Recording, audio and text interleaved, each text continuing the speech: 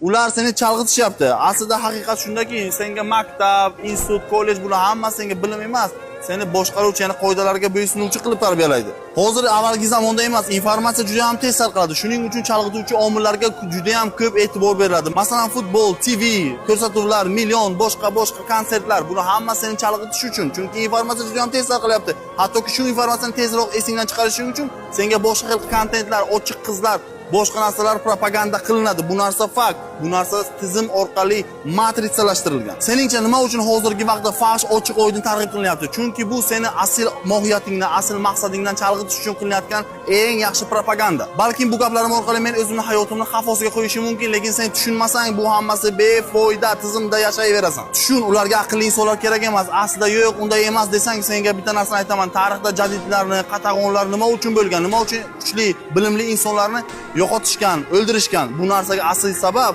insoniyat o'zini tushunmasin deyilgan. Chunki ularni boshqarish keyin qiyin bo'ladi.